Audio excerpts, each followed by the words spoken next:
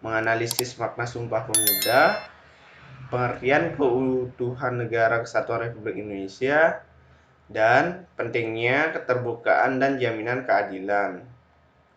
Yang pertama, kakak akan membahas tentang keunggulan negara Indonesia. Pada tanggal 17 Agustus 1945, Bapak proklamasi kita, yaitu Insinyur Soekarno dan Muhammad Hatta, secara gagah dan berani memproklamasikan bangsa Indonesia sebagai bangsa yang merdeka. Bangsa Indonesia merupakan negara yang besar yang memiliki banyak keunggulan, di antaranya yaitu yang pertama, kesenian dan kebudayaan yang mendunia.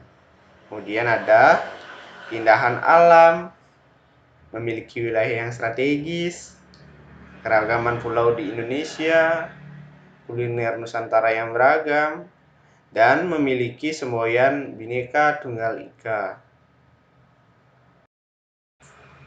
Selanjutnya, kakak akan memaparkan makna Sumpah Pemuda.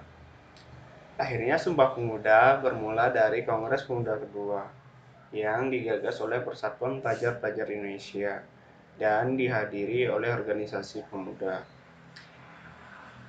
Kongres dilaksanakan di 3 gedung yang berbeda dan dibagi dalam 3 kali rapat untuk menghasilkan Sumpah Pemuda. Adapun bunyi Sumpah Pemuda sebagai berikut. Pertama, kami putra dan putri Indonesia mengaku bertumpah darah yang satu, tanah air Indonesia. Kedua, kami putra dan putri Indonesia mengaku berbangsa yang satu, bangsa Indonesia. Ketiga, kami putra dan putri Indonesia menjunjung bahasa persatuan, bahasa Indonesia. Dengan diproklamasikannya Sumpah Pemuda, maka terjadi peningkatan semangat dalam membentuk keutuhan Negara Kesatuan Republik Indonesia loh. Keutuhan Negara Kesatuan Republik Indonesia artinya adalah bahwa Indonesia merupakan negara kesatuan yang memiliki kedaulatan, memiliki tujuan nasional, dan berdiri secara utuh baik wilayahnya, rakyat, ataupun pemerintahannya. Keutuhan wilayah suatu negara sangat menentukan berlangsung tidaknya pemerintahan suatu negara.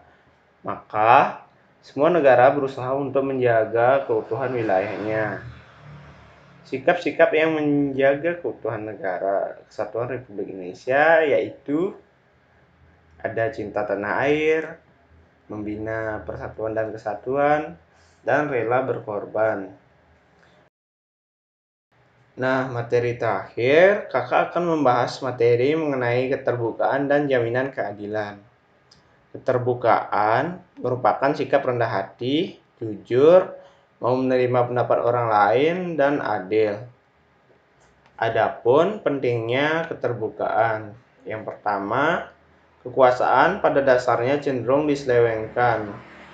Kedua, dasar penyelenggaraan pemerintahan itu dari rakyat, oleh rakyat, dan untuk rakyat. Dan yang terakhir, keterbukaan memungkinkan adanya akses bebas warga negara terhadap informasi. Keterbukaan telah diatur dalam peraturan perundang-undangan yaitu pada Undang-Undang Nomor 28 Tahun 1999 tentang Asas Umum Penyelenggaraan Negara dan Undang-Undang Nomor 14 tentang Keterbukaan Informasi Publik. Adapun ciri-ciri keterbukaan, yang pertama ada demokratis, kemudian berkeadilan, musyawarah dan mufakat, berpikir luas dengan hati yang terbuka, dan berani mengakui kesalahan. Selain ciri-ciri, keterbukaan juga memiliki fungsi sebagai berikut.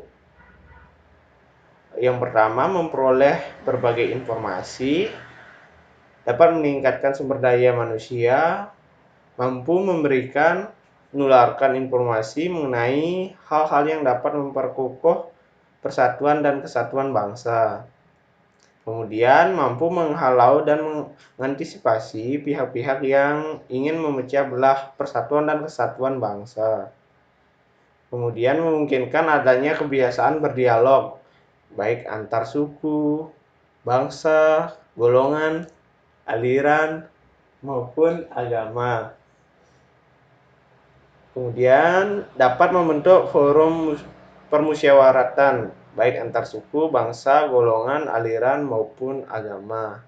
Dan yang terakhir, menghindari diri dari fitnah dan berprasangka negatif. Materi selanjutnya, bentuk jaminan keadilan bagi musyawarah guna terjadinya keadilan bagi warga negara Indonesia dalam berbagai bidang yang ditetapkan dalam Undang-Undang Dasar 1945. Yang pertama, di bidang hukum dan pemerintahan. Di bidang hukum dan pemerintahan yang menjamin keadilan bagi warga negara Indonesia di bidang hukum dan pemerintahan ditegaskan pada pasal 27 ayat 1 dan ayat 2. Kemudian di bidang politik menjamin keadilan bagi warga negara Indonesia di bidang politik. Sebagaimana secara jelas dinyatakan dalam pasal 28 yang berbunyi sebagai berikut. Hak atas kebangsaan, berserikat dan berkumpul untuk menyatakan pikiran secara lisan dan tertulis, dan lain-lainnya diwajibkan oleh undang-undang. Ketiga, ada bidang hak asasi manusia. Bidang hak asasi manusia menjamin keadilan bagi warga negara Indonesia di bidang HAM, sebagaimana ditegaskan dalam pasal 28A sampai dengan 28J Undang-Undang Dasar tahun 1945. Yang keempat, ada bidang agama. Di bidang agama, jaminan keadilan bagi warga negara Indonesia di bidang agama tercantum dalam pasal 29 ayat 2 Undang-Undang Dasar 1945 yang berbunyi sebagai berikut. Beribadat menurut agama dan kepercayaan. Yang kelima, di bidang pertahanan dan keamanan. Di bidang pertahanan dan keamanan menjamin keadilan bagi warga negara Indonesia di bidang pertahanan dan keamanan negara sebagaimana diatur dalam pasal 30 atau 1 Undang-Undang Dasar 1945 yang berbunyi sebagai berikut. Setiap warga negara berhak dan berkewajiban untuk ikut serta dalam pertahanan dan keamanan. Yang keenam, bidang pendidikan dan kebudayaan. Bidang pendidikan dan kebudayaan menjamin keadilan bagi warga negara Indonesia di bidang pendidikan dan kebudayaan sebagaimana dimaksud dalam pasal 31 ayat 1 sampai dengan 5 dan pasal 32 ayat 1 dan 2. Dan yang terakhir, bidang perlindungan sosial. Bidang perlindungan sosial untuk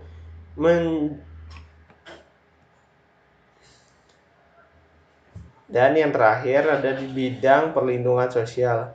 Bidang perlindungan sosial untuk menjamin keadilan bagi warga negara Indonesia di bidang perlindungan sosial secara jelas diatur dalam pasal 27 ayat 2, pasal 33 ayat 3, dan pasal 3 ayat 1 sampai 4.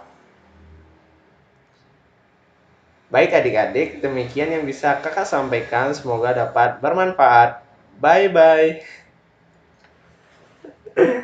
Jangan isi ketawa dulu pas setelah baik-baiknya. Tadi gimana kamu ini? Ya mana?